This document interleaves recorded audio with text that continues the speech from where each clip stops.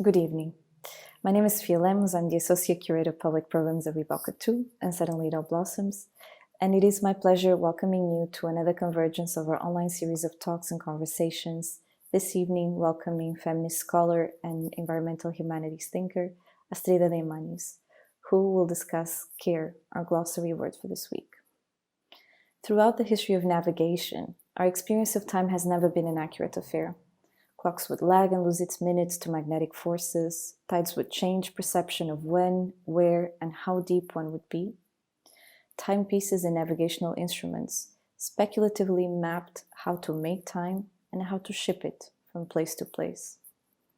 And it is in this deeply narrative time that a continuous, finite, and stable timescale was used to map much of the world and divide it into borders.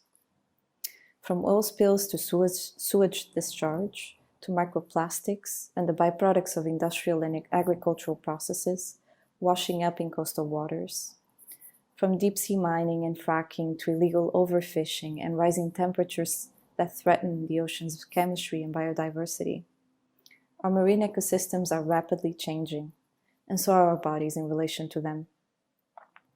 This evening, our speaker proposes a we that has a common history in their watery beginnings, but that is not equally adrift.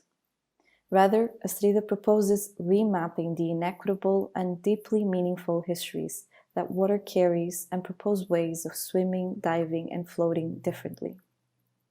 In this talk, Astrida discusses the logics and specific modalities of being on which most terrestrial life comes to exist. She talks about the amniotic relations that gestate human and more than human bodies, navigating the immense expanse of water that permeates life at all levels, from oceans to molecules. Astrida also proposes a framework for negotiating these relations, the practice and ethics of poetics of hydrocommons, that also acts as a framework for rethinking environmental justice claims that support the rights of nature, human rights, and more just forms of governing our public commons. Astrida Deimanis is a writer, a teacher, a collaborator. She's currently a lecturer at the She's a lecturer in Gender and Cultural Studies at the University of Sydney, Australia. Her work is primarily interested in water as a site of damage, desire, fear, and fecundity. As an idea, an imaginary, but also as an environment and embodied place. She draws on the work of philosophers such as Gilles Deleuze, Lucie de Garay, Maurice Merleau-Ponty, as well as writers and artists like Jeanette Armstrong, Rebecca Belmore, Italo Calvino, Adrienne Reich, among many others. For a plural view of feminism that is intersectional, anti-racist, and devoted to acknowledging how important queer and post-colonial theory are to contemporary environmental thought. Bodies of Water, Post-Human Feminist Phenomenology from 2017 is her most recent book. She's also co-editor of Thinking with Water from 2013 and has written extensively also for art publications and projects. She's a key researcher with the Sydney Environment Institute and co-convener of the Composting Feminisms and the Environmental Humanities reading group hosted at the University of Sydney. She's also a founding member and University of Sydney contact faculty for the Transnational Research Consortium based at the Linköping University in Sweden, the Seedbox, and Miss Reforma's Environmental Humanities Collaboratory. So without further ado, Astrida, welcome. Thank you so much for connecting with us. Thank you, Sophia, for that introduction. I'm so pleased to be here. Not in Riga. I'm actually speaking to you from Gadigal country, and I'd like to actually begin by acknowledging that I am presently living and working on the unceded lands of the Gadigal people of the Eora Nation, and I pay my respects to their ancestors, past, present, and emerging. I'd like to begin by reading you something. We are all bodies of water. To think embodiment as watery belies the understanding of bodies that we have inherited from the dominant Western metaphysical tradition. As watery, we experience ourselves less as isolated entities and more as oceanic eddies. I am a singular, dynamic whorl dissolving in a complex fluid circulation. The space between ourselves and our others is at once as distant as the primeval sea, yet also closer than our own skin, the traces of those same oceanic beginnings still cycling through us, just pausing as this bodily thing we call mine. Water is between bodies and of bodies, before us and beyond us, but also very presently this body too. Our comfortable categories of thought begin to dissolve. Water entangles our bodies in relations of debt, care, gift, theft, complicity, difference, and relation. I wrote these words about a decade ago. They comprise the opening section of a short experimental essay that was published in 2013 called Hydrofeminism, or On Becoming a Body of Water. And my proposal there was quite simple, that understanding our own human bodies, these sacks of blood and guts and bone that are mostly made of water, as bodies of water, connected to, coming from, and flowing into other more than human bodies of water, that this would place us in a different kind of relation to those other bodies of water.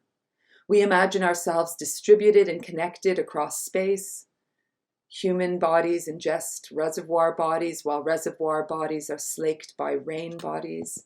Rain bodies fall into ocean bodies, and ocean bodies aspirate fish bodies. Fish bodies are consumed by whale bodies, which eventually pass on and sink to the seafloor as marine snow, a kind of weather underwater, to rot and be swallowed up again by the ocean's dark belly. This different kind of hydrological cycle, an embodied one, insists that we relinquish any lingering illusion of nature as separate from culture, or of humans as separate from the world around us.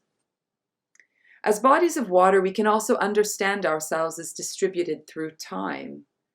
As Charles Darwin once quipped, quote, "Our ancestor was an animal that breathed water, had a swim bladder, a great swimming tail, an imperfect skull, and was undoubtedly a hermaphrodite." This pleasant genealogy that Darwin reminds us of also pauses us to consider our evolutionary fishy beginnings, whereby all terrestrial life came from the sea, folding that marine habitat inside of itself as it learned to stand on its own 2 feet.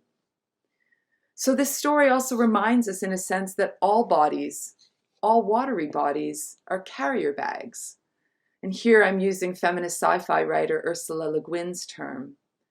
Le Guin suggests that the first tool that humans took up was not, in fact, a sharp, pointy weapon, but was rather a carrier bag, a net, a basket, a bottle, a sling. She wrote that we needed carrier bags to hold things and to hold things in relation.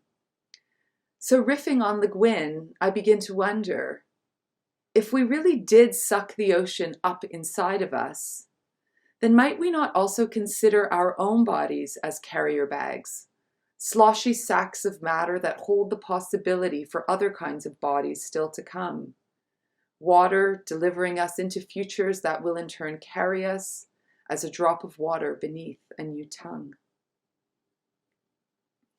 Thinking about ourselves as aqueously extending through both time and space confirms that we humans have always been and always will be more than human. But more than this, bodies of water also helps us understand that we need to open to a different ethic of relation and care between humans and the planetary waters that are increasingly in crisis, that hold us and sustain us. As the seas become breathless and warm, as rivers no longer make it to the sea, as drinking water is commodified and the seabed is mined, as all of the multitudes of life forms that depend on these waters are made increasingly precarious, what would understanding ourselves as bodies of water change about how we care for other bodies and other waters? So bodies of water as a feminist figuration is about relationship and care. It's about sustaining and holding other kinds of bodies and bathing new kinds of bodies into being.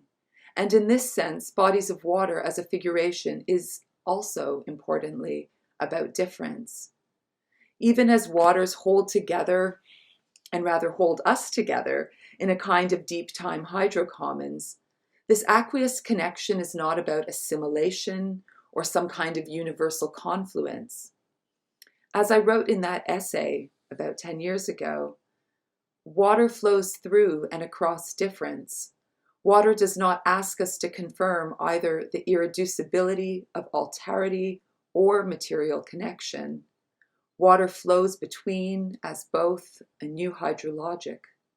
What sort of ethics and politics could I cultivate if I were to acknowledge that the unknowability of the other nonetheless courses through me, just as I do through her? So water is of the species of alterity, or what Gayatri Spivak once called planetarity. It is both of us and beyond us. All of the water that ever was on this planet is still here, no more, no less. But it is the wet heart of a wild gestational system that produces endless, unfathomable, unknowable difference. In the words of Elizabeth Povinelli, we could understand our watery relation as, quote, a different kind of touching, not the contact between difference, but an entanglement of substances that produces difference. And also, water's uncontainable gestational impulse is held in wondrous tension with its insistent perpetuity. To understand the always time of water, even in its circulations of difference and repetition, is also to consider what water remembers. Water is retentive, writes cultural theorist Janine McLeod. Quote, the water we drink and touch is the same water that erupted as a stream at the origins of the earth. All the moments of the past have this same water as their witness.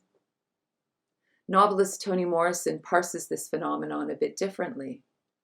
Everything is now, wrote Morrison. It is all now. So water, an archive of matter and feeling, reminds us that there is no such thing as out of sight, out of mind. Sinking to the seafloor, we discover all manner of our dumped desires. Spam cans, car tires, chemical traces, carbon takeovers. Indeed, our role as evolutionary carrier bags for other bodies of water has become uncannily material as our carrier bag ontology has literalized itself.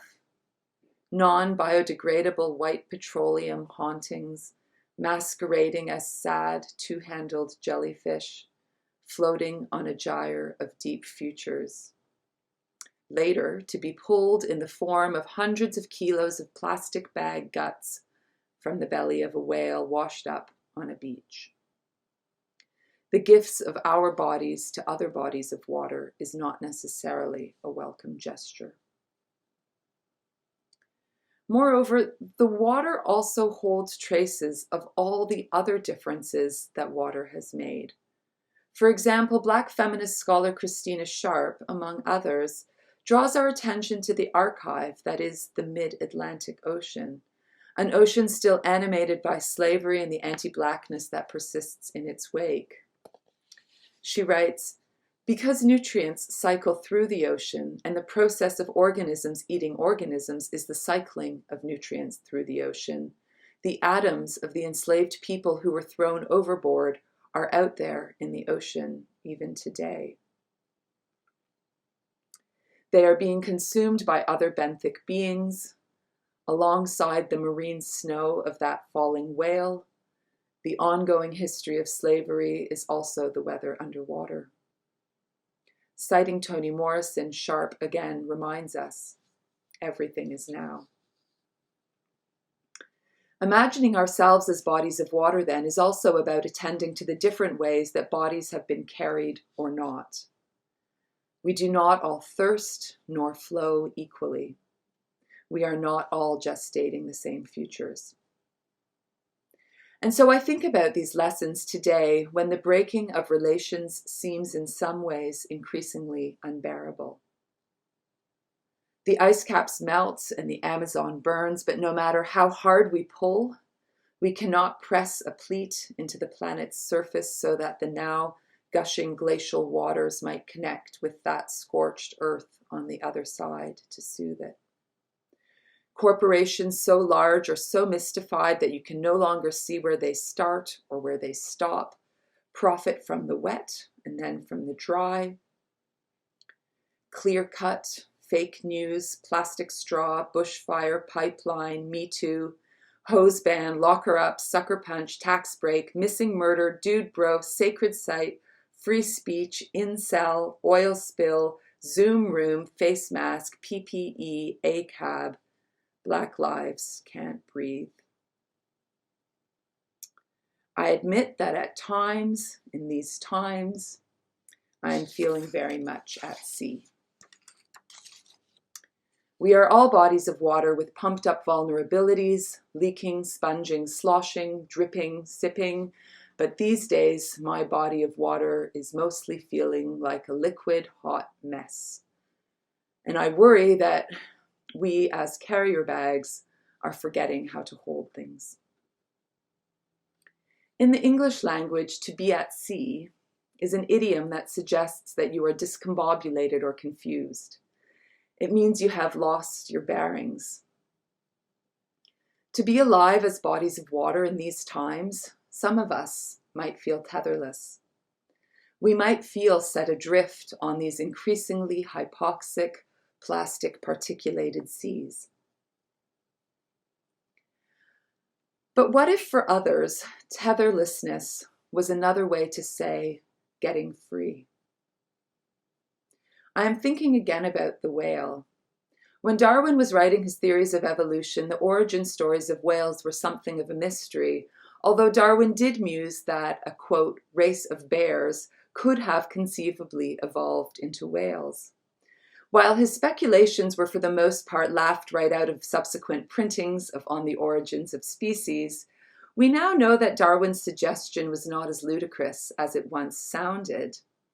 As one story tells it, the closest known terrestrial relative to the whale was Indocheus, a fox-sized, deer-like land mammal that did not like meat at all and rather spent long amounts of time in the water in order to avoid becoming someone else's dinner. Eventually, with not a lot of other choice, Indocheus developed a taste for fish and a more aquatic lifestyle. Indocheus became Pakicetus, Pakicetus became Cruchitatus, became Rhodotatus, eventually became Dorydon. The early land-dwelling whales had eventually learned to swim deeper. Their legs grew shorter, their feet grew webbing. All of these bodies of water part of a genealogy in which walking and swimming whales lived side by side. Eventually, the walkers died out, and about 40 million years ago, whales were thriving, tetherless and at sea. So what if for some, tetherless means stepping up, speaking out, saying no, letting go, lifting up, stepping back? What if tetherless meant refusing the false compass points that directed us to this place? What if tetherless meant learning new tricks of navigation from those who have long been swimming, diving, floating, submerging, growing different kinds of worlds? I've been reading the work of Alexis Pauline Gumbs, who writes of ancestors, both human and more than human, below the waves, singing and supporting her. She writes, "Who do you think thought of the ocean? We who would be whales. How could we prepare for the lives we evolved into, immersed in a substance we could not breathe, and nevertheless called to be graceful, huge in ways that the world could not hold, except by these means, unbound by the limits of time? What can I learn from this poetics? If we are all bodies of water, perhaps we have all, always, in some way, been potentially at sea. How can a feeling of tetherlessness be transubstantiated into different ways of holding, carrying, and responding? How are we related, Alexis Pauline Gumbs asks, beyond what we even understand our species to be right now? How are we related beyond what we understand to be our dominant relationship to the planet? And what if our relationships had to cross over that? How would we make sense of them? She asks.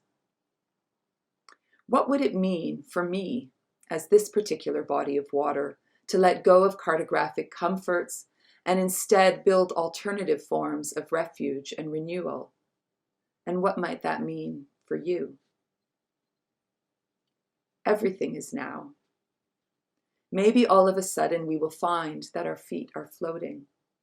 Maybe we too will grow fat and thick skin over our 5 fingers, hand becoming flipper. Maybe we will learn to hold our breath for hours and days. Maybe, like whales, as the seas rose around them, we will learn our new worlds by echolocation, a skill that is utterly dependent on learning to listen differently. Maybe we begin our dissolution by helping to foster practices of fugitivity and care, not primarily for the sovereign self, but for the hydrocommons of wondrous difference that has also brought us to this time and this place at sea. Sea level rise, of course, is not a metaphor. Neither is the melting ice that has given up its terrestrial existence, nor the very real thermal expansion of the oceans that is ever more inundated with our panting hot breath. Some of us are breathing, and everything is now. Thank you, Asteda. This has been really wonderful to co-navigate these thoughts with you. And at one point during your talk, I've noticed the large W on my background. And I thought this could be a kind of introduction to our program, the idea that words make worlds. So you've beautifully outlined the political potential for tetherlessness, or to be unbounded, which I would love to unpack further. How does deterrestrializing oneself allow for imaginatively thinking planetary life differently? Thank you, Sophia. It's such a big question, and perhaps my answer will be provisionally quite small. When we think of being tetherless, I think the first image that comes to mind is having nothing to hold us. You know, we are sort of let go, and all of our safety nets are sheared off, and we are asked to somehow make it in a strange environment. Yet deterritorialization comes with, well, it's not about losing all of your holding patterns, or I suppose your traditional holding patterns, yes, but what it in fact does is invites you to learn to be held by something else, and to be deterrestrialized, if it means to be at sea, invites us to imagine, you know, what would it mean to allow the sea to hold us? The sea, this amazing, powerful, immense, ancient, wondrous body that has so much to teach us still. And so, although I suppose I'm answering a little bit metaphorically, I think the point is, right now we have come to a moment where we do have to unlearn many things and learn to be differently with each other, with humans and more than human others in very different ways. And the idea of detaching from some of our comforts might be one way to begin that. You rightfully mentioned unlearning and detaching from pre-givings as an urgency, and I would like to open up some of these ideas that we exchanged over email in preparation for this talk, and discuss how to care for complex interlocking conditions. So I'm thinking specifically about the social struggle around Black Lives Matter, about the liquidity and fluidity of our identities that is relational to Earth's waters. I'm also thinking about the initial international response to the pandemic by closing borders, by imposing seemingly impermeable boundaries between inside, outside. So Asteda, how might our thinking through and as bodies of water help us untangle our complex yet porous contemporary conditions? I think there are some very literal answers to that question.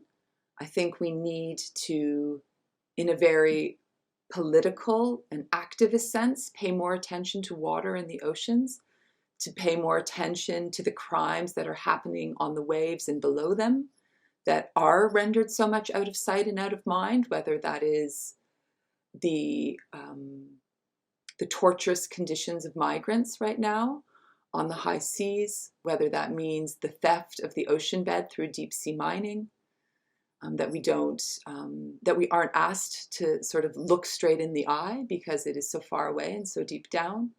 So I think the literal answer is, paying attention to water asks us to pay attention to this offshore planetarity, right? This offshore humanism that Paul Gilroy has written about, and take it very seriously.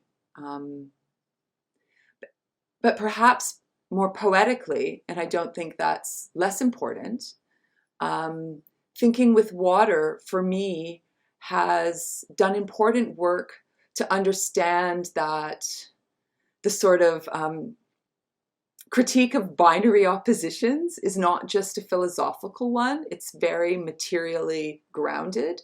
So the choice is not between, we're all the same and we're all different. Water teaches us that we share many things, and that the water that literally flows through my body in some way also flows through yours.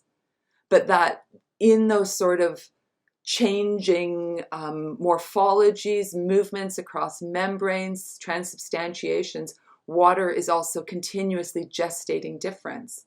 So we are both sharing in an aqueous hydrocommons that connects us in really material ways.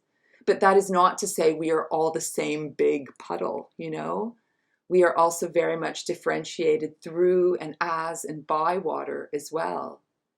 I mean, the other one that I think about is, the very gendered binary between active and passive, that we don't often get invited to think about, is there an alternative to that? Do we have to valorize the passive or reclaim the active?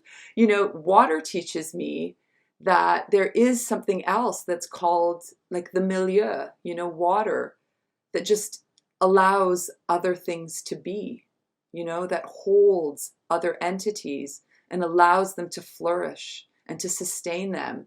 That's not quite an active state, but nor is it a passive state. There is to come back to the concept for this week, the question of care.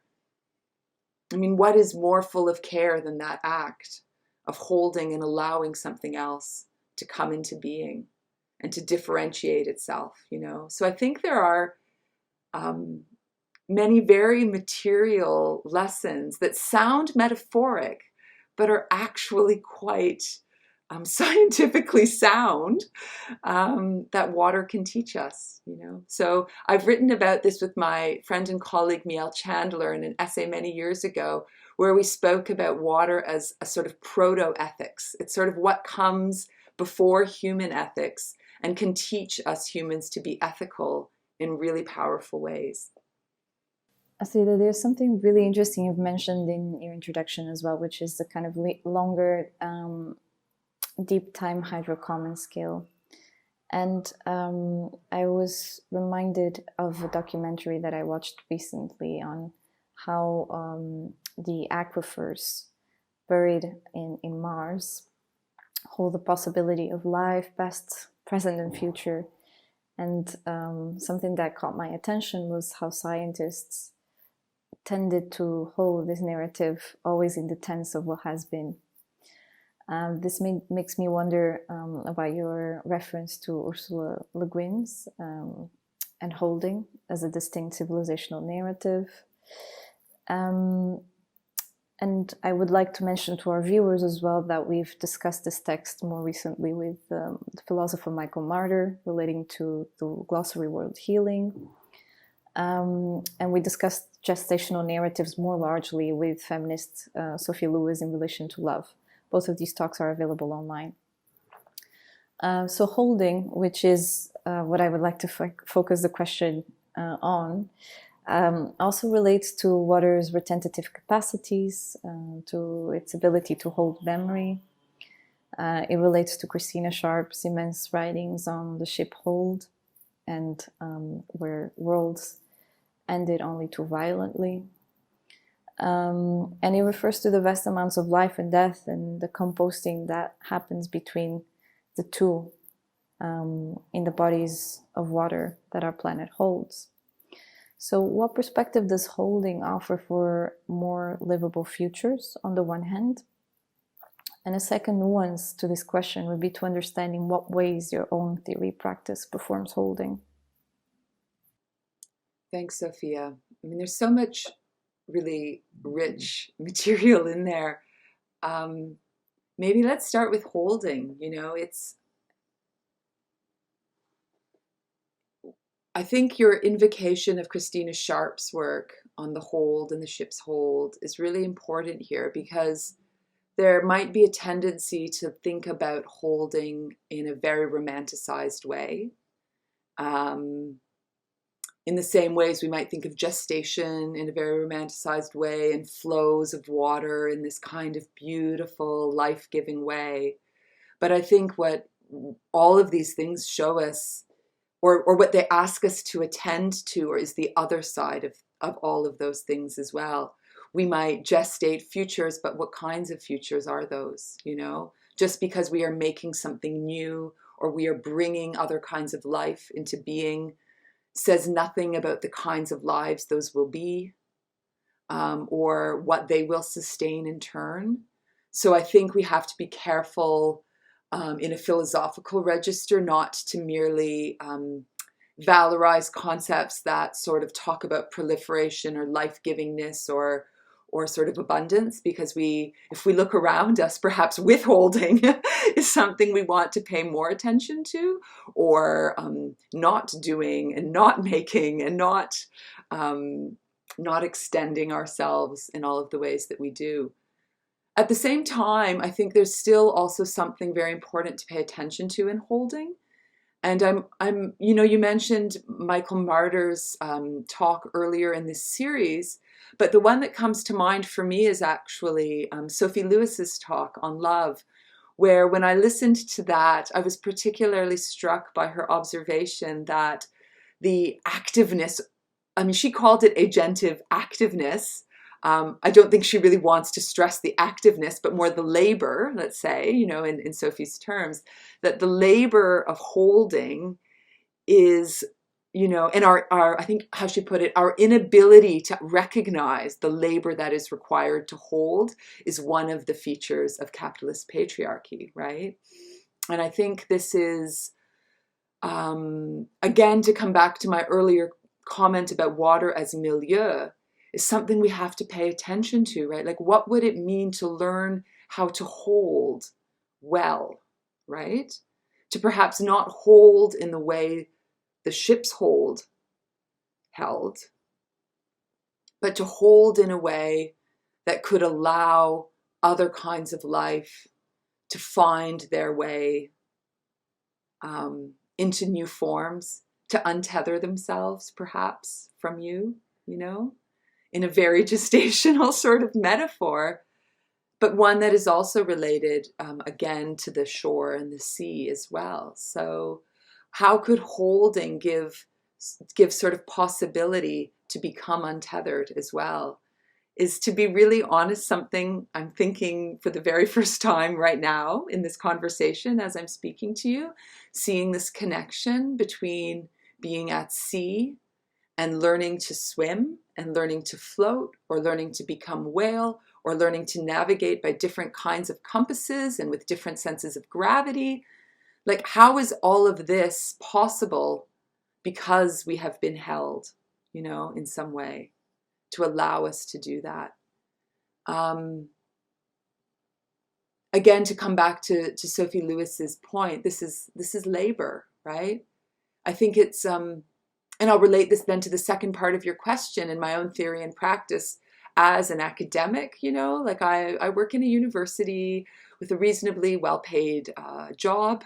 I have a pretty secure employment status, so a lot of my work is also about how can then I hold others, how can I devote my time and labor and energy towards allowing others to grow flippers and learn to breathe differently and, untether themselves from wherever it is they are. That sounds a little bit paternalistic. I don't mean it that way. I don't mean that I'm some, big mama bear who, has to send my babies out into the world. Not at all. It's more about how can my body as a body of water be a literal milieu as well for allowing other kinds of worlds to grow in and around me and to be part of that active facilitation and gestational sort of exploration of new kinds of worlds, whether that is in the university, like another university is possible, we hope, beyond these walls, in community. My own work as an academic tries in various different ways to always be a part of the communities that it serves. And these things are all nested, right? Like Bodies of Water also teaches me about the nestedness of all bodies in all worlds, spilling into each other in sort of different kinds of flows and currents. So I don't have doubts that, even if I can make some kinds of different worlds here, that will also flow into making other kinds of worlds elsewhere. And that's what I have, that's what I trust. I trust in that. And we're witnessing a moment of deep necropolitical reach with potentially genocidal consequences for indigenous peoples in the Americas, for people in Eurasia, in Southeast Asia, with the echoes and the afterlives of slavery and anti-blackness in the US, in France, in the UK. So I've been thinking much about how Western European philosophical traditions have been concerned with mortality, in contrast to other traditions of knowledge and practices that celebrate multiplicity, that celebrate metamorphosis, that celebrate mutation. So I was wondering if you could expand on this idea of composting, which is present in the title of the reading group you co-convene, Composting Feminisms. So philosophically, I think the concept of composting is very, it's different, sort of a different elementally, but very much tied to an understanding of bodies of water where there is no definite origin and definite end. All bodies are always already becoming other bodies in other ways. It's transubstantiating. I mean, look, millennia of spiritual thought of all kinds have philosophized that much more carefully than I have. But I'm just saying, all we have to do is pay attention to water to believe that, The water that is in my body isn't going to disappear when my sovereign self does. It's going to be taken up by another body in another way. That's just a fact. It's very simple. So once, you sort of understand that, you have to start thinking differently about, well, what is the origin, of me?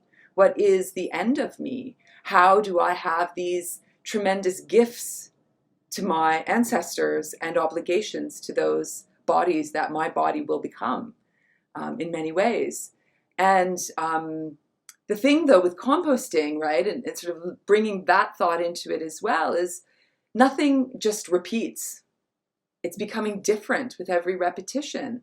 So what needs to be taken up and brought forward, what needs to be changed and rearranged a bit to be fit for purpose for the life that body will encounter.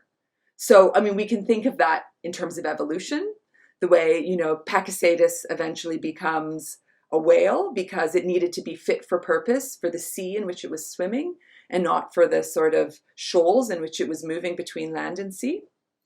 But we can also think of that in different ways. Like I take this up with my colleague, Jennifer May Hamilton, very explicitly in terms of the history of feminist thought and other kinds of intersectional critical theory within environmental thinking, for example. The way that a lot of contemporary environmental theory has very much taken up and incorporated, quite literally, brought into its own body ideas and theories and concepts from feminism, from indigenous thought, from critical race studies, and sort of just put it forward as though it were new, you know? And without that acknowledgement of the ways that it is actually taking up and repurposing that, my problem or my question or my critique would not be around the repurposing or the taking up of that thought. My concern is rather around the ways the origin stories of those ideas then get forgotten. You know, what does it mean to incorporate a feminist or an indigenous concept into a shiny new environmental theory, even maybe naming the theorist that you're quoting, but not taking with you the feminist or the anti-colonial or the critical race commitments that that theorist had when they developed that concept, right? So I think that this kind of idea of composting, of repurposing what has been into new bodies and new forms is like a material process that happens with bodies through time. It's also a very localized process that can happen in our gardens, but it's also a question about the circulation of ideas and thought, and about paying recognition and acknowledging debt to those that come before us and on whose shoulders we stand to be able to think the things that we're thinking now, and to honor as much as we can the commitments that they had in introducing us to concepts like intersectionality or when I'm sitting here quoting Toni Morrison, everything is now, what obligation do I have to take very seriously not only this beautiful poetic phrase, but all of the commitments that Toni Morrison had as an amazing scholar, feminist, inspiration, to so many people, particularly around questions of anti-Blackness and slavery. Astrid, I was thinking of actually the materiality of what connects us today. So the flows of hyperconnectivity, the underwater fiber optic cables that cross oceanic floors very often. These are laid over previous colonial trade routes. So we've talked about the countless lives lost at sea from the forced migration of enslaved Africans in transatlantic, in trans-Indian and Pacific oceanic routes. We've talked about the crossings of millions of refugees escaping conflict scenarios, a reality that Australia knows well with its own histories of diaspora and offshore immigration detention centers. So how does hydrofeminism approach the future of connectivity and communications? That's so true. Like on the one hand, I probably, like so many people, are so tired of Zooming as a form of communication, but it is also enabling this to happen. So again, there are those multiple sides. I think the one of the things I've learned from trying to think about hydrofeminism is that, and this reflects again a response I gave already. What I've learned is that it is not so much that there is a relation. It's very easy to posit a relationship. Everything is related. I mean, that's a no-brainer. More important is to think about how we are related, what enables us to relate, and who benefits from that relation and how. What is the quality of that relation? How many somersaults of mediation are required to get to that relation?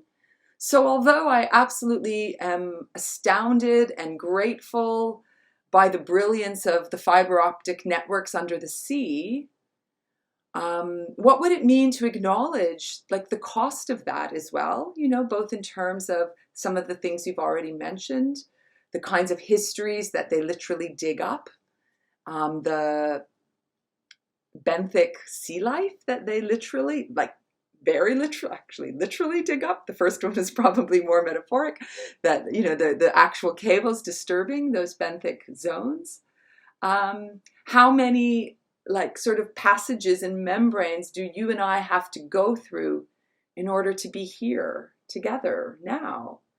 And I'm grateful that we are here and together now, but I think we also need to acknowledge all of the things that got us here, you know? And were you and I sitting in a room together here on Gadigal land in Sydney, there would be different things to acknowledge about what got us to be in relation at that place and in that time. So hydrofeminism, having learned from many other kinds of ethics and philosophies and ideas around social justice, hydrofeminism is not interested in the fact that there is a relation. It wants to ask, what is the quality of that relation? How am I accountable for that relationship? And what do I owe to it? Like, how do I give back to it?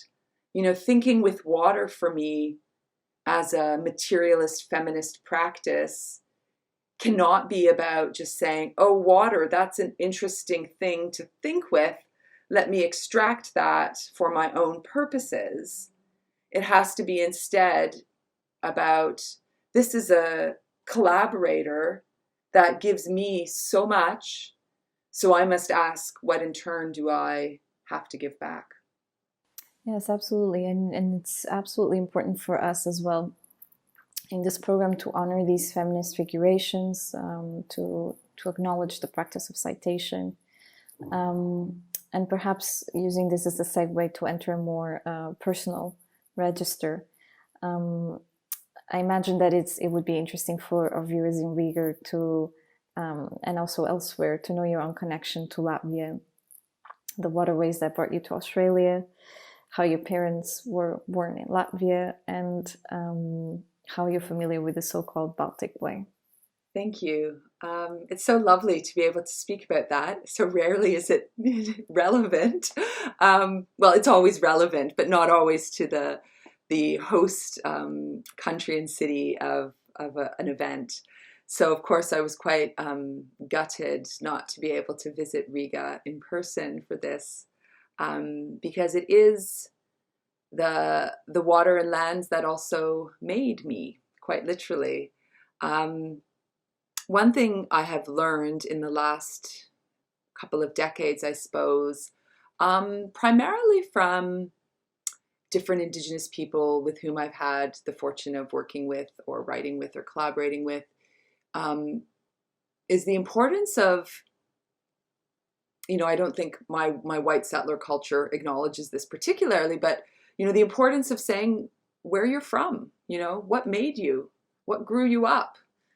And I started to think about that quite a lot. And sometimes I begin my own biographical introduction by, of course, acknowledging the lands and waters that I'm currently, you know, living and working on, but also that there are other lands and waters in a sort of hydrofeminist sense that have also, you know, given me much and to which I'm indebted. And those, you know, include the Baltic waters of the Baltic Sea and the Bay of Riga, that, you know, quite literally watered my parents into being, and the, you know, the routes through the Baltic Sea that allowed them to leave Latvia in the 1940s during the war and the Second World War, the Pacific waters that then ferried them across to Canada in the 50s, to wind up on the shores of, you know, that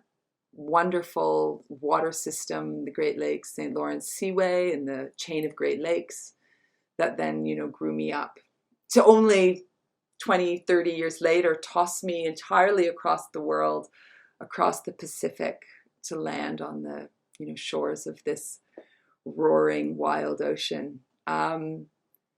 So I say all that, and I sort of recount that sort of journey through and across these waters, because I think I'm not alone as a diasporic subject in sort of thinking about, you know, oh gosh, I don't want to sound cliche here, but, you know, it is a real question, like, what are my lands and waters. And I don't ask that in some sort of, quest for identity. I'm thinking about it in terms of my obligations, right? My responsibilities. To what waters and lands do I owe, my ancestral upbringing, my language, my culture, my physical self, my, all kinds of different knowledges. And I think water both, thinking with water has allowed me to understand that that's a very complicated question, and it's okay that it's complicated, It's really okay that it's complicated, and it kind of behooves us as diasporic subjects particularly to think what kinds of systems of obligation and relation do we need to cultivate to be in good relation to all different kinds of lands and places that have given us many things. It's a different relationship than would be if one is Indigenous to a place.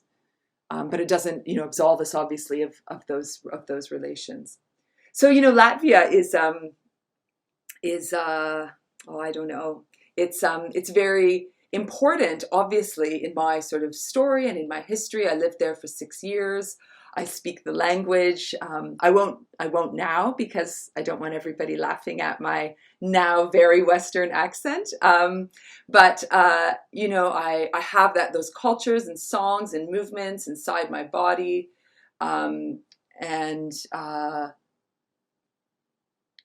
thinking, even though I'm so far away from those now, in what ways do I still need to honor those is a question that I think about often. I'm very acutely aware that there is a turn now towards looking at Indigenous life worlds or looking at Black feminism and sort of saying, oh, there's a good idea. Let's take that, What would it mean instead to really think, well, where do I come from? That is so neutralized in so many ways as a white subject, as though we just come from nowhere, we're just here. Where do I come from? What have those histories given me? How do I work with that to articulate a system of belonging and accountability that's really complex and fraught? Like there are plenty of parts of my cultural heritage that are not ones that I want to claim and move forward, as white European subjects,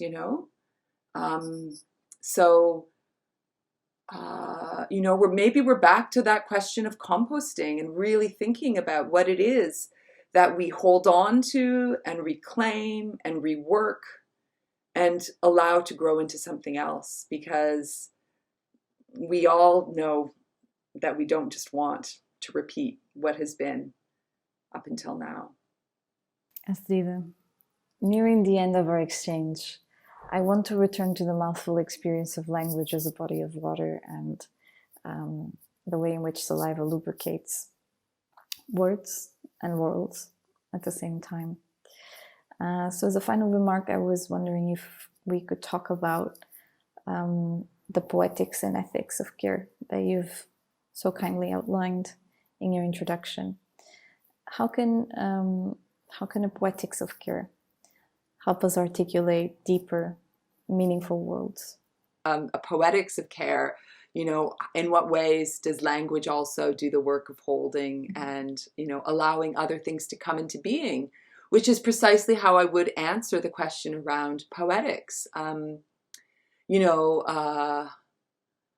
Art means different things to different people, and everybody has a definition. But I suppose I would say that one of for me, the key roles or work that art does is allows us to imagine another possibility in a deeply embodied way. It's not just a guidebook or a guideline or a sort of instruction that we receive in the mail.